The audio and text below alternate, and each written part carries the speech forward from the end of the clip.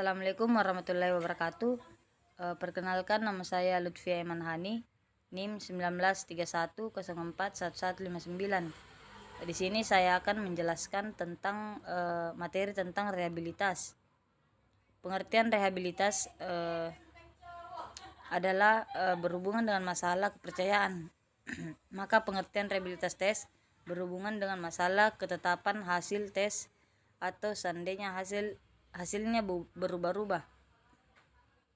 Perubahan yang terjadi dapat dikatakan tidak berarti. Sehubung dengan rehabilitas ini,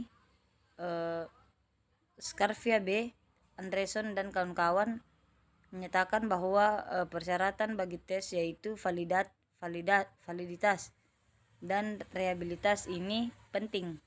Dalam hal ini validitas lebih penting dan rehabilitas ini perlu karena menyokong terbentuknya validitas. Sebuah tes mungkin reliable tetapi tidak valid. Sebaliknya, sebuah tes yang akan valid biasanya direliable. Secara garis besar dapat dikelompokkan dalam 3 hal.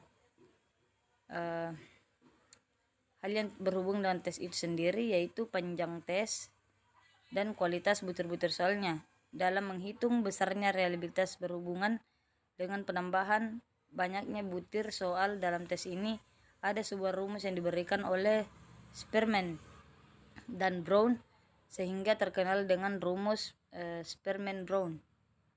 Hal yang berhubungan dengan tercoba atau tes yang dicobakan kepada bukan kelompok terpilih akan menunjukkan reliabilitas yang lebih besar daripada yang dicobakan pada kelompok tertentu diambil secara dipilih. Hal yang berhubungan tes penyelenggaraan tes sudah disebutkan bahwa faktor penyelenggaraannya bersifat administratif, sangat menentukan hasil tes.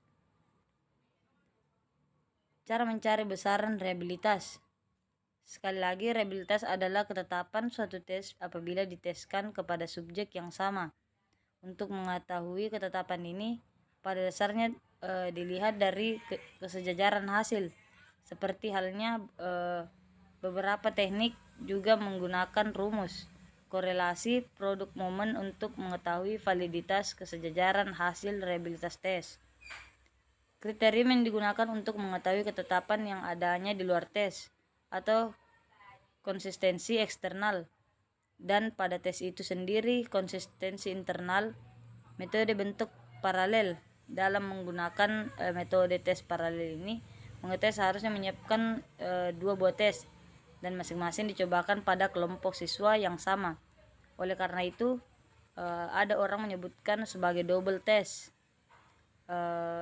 Menggunakan metode ini karena siswa dapat dihadapkan kepada 2 macam tes sehingga tidak ada faktor atau masih ingat soalnya, yang dalam evaluasi disebut adanya practice effect dan area over effect. Artinya ada faktor yang dibawa oleh pengikut tes karena sudah mengerjakan soal tersebut. Metode tes ulang atau tes retest method adalah metode tes yang dilakukan orang untuk menghindari menyusun 2 seri tes. Dalam menggunakan teknik atau metode ini, pengetes hanya memiliki 2 seri tes tetapi dicobakan 2 kali. Oleh karena itu, tesnya hanya 1 dan dicobakan 2 kali. Kemudian hasil dari kedua kali tersebut dihitung korelasinya. Metode belah 2 atau split half.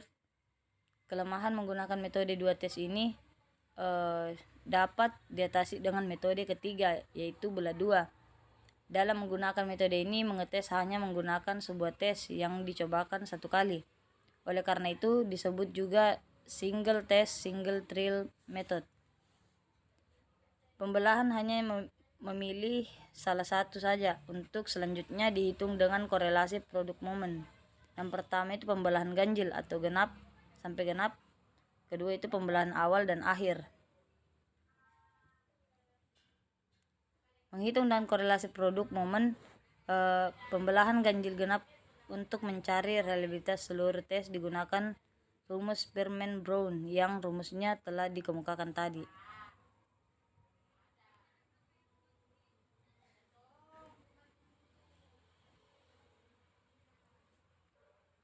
Inilah contoh-contoh rumus yang dijelaskan tadi. Selanjutnya itu reliabilitas dalam bentuk uraian. Ini memerlukan pencarian reliabilitas soal keseluruhan, perlu juga dilakukan analisis butir soal seperti ini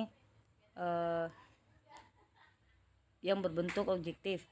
Skor untuk masing-masing butir soal dicantumkan pada kolom item menurut apa adanya. Mungkin itu saja yang dapat saya jelaskan, kurang lebihnya mohon dimaafkan. Wabillahi taufiq wal hidayah. Wassalamualaikum warahmatullahi wabarakatuh.